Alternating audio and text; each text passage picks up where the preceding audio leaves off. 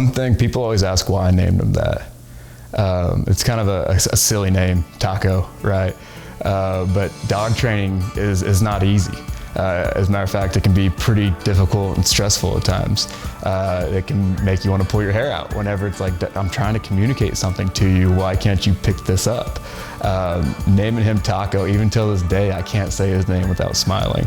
And the whole point of that was to remind myself when that time comes, whenever I'm giving him a back cast and he's going over, it's okay. At the end of the day, we're having fun. We're both doing what we love. And it's a bond that we've built with each other that is unlike any other. We had super high expectations with Taco. I know most folks do whenever they pick up that 8-week-old puppy. They have these, you know, whether it's an HRCH or a master hunter or whatever it may be, or even just a good dog in the blind. You know, we had very high expectations for Taco. He's, reached everything and every goal we've set for him so far. He's been the most biddable dog I've worked with, and he truly is my buddy. We go on walks and air the dogs, a handful of times throughout the day. And Taco's that dog that's always going to be glued to my side. He likes hanging out with me. He likes being where I am and doing what I'm doing, and ultimately doing what he can to please, which makes him a great dog around the house and out in the deaf blind.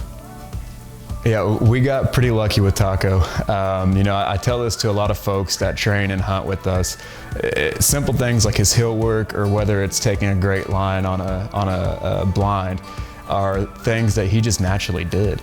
It's something I can't take credit for, and I tell that to a lot of folks that work with us. He's just been a very naturally gifted dog and very easy to train dog.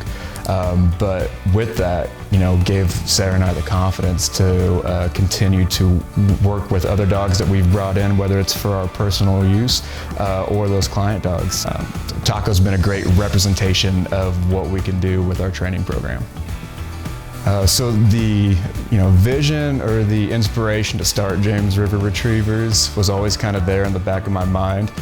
Sarah and I definitely wanted to create something that was our own and be able to share that with other folks.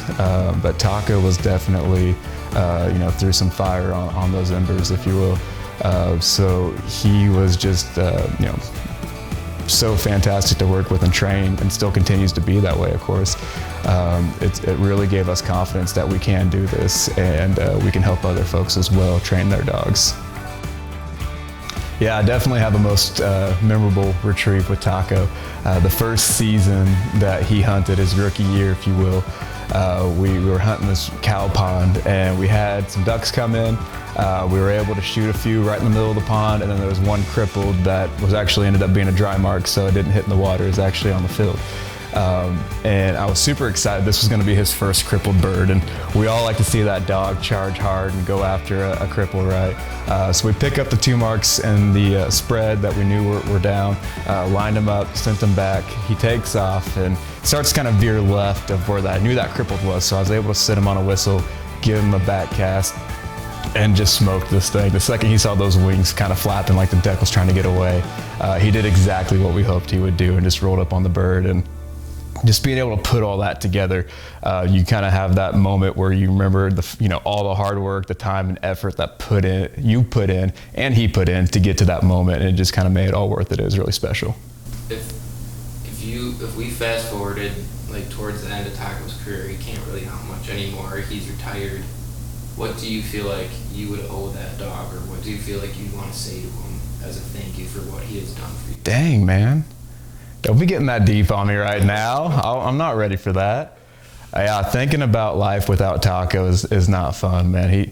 He's the dog that if I'm down, if I'm stressed out, whatever it may be, he just kind of always, lifts my spirits. I like being around him. I love being around him, right?